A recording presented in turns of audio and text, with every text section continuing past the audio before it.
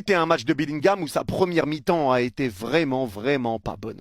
Une première mi-temps vraiment ratée, très mauvais, des mauvaises passes et je trouve encore une fois qu'il s'agace énormément. Il s'énerve, il se plaint, il parle avec ses coéquipiers, il s'énerve sur ses coéquipiers.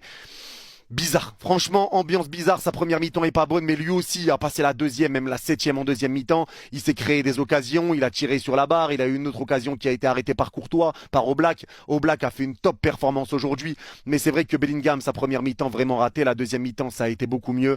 Dans la première mi-temps, il marchait, il faisait des retours en marchant, c'était critique, c'était vraiment atroce.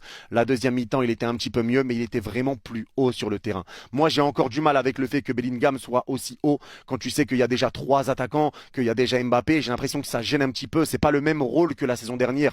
On m'est tombé dessus un petit peu parce que j'avais dit que Bellingham devait arrêter de se comporter comme un faux numéro 9. Mais si je dis ça, c'est parce que là, il y a un faux numéro 9. Il y a Mbappé. Mbappé est là en 9. Vini à gauche, Rodrigo à droite. Ça sera rien pour Bellingham de monter encore parce que des fois, et on l'a vu cette saison, il gênait un petit peu ses coéquipiers.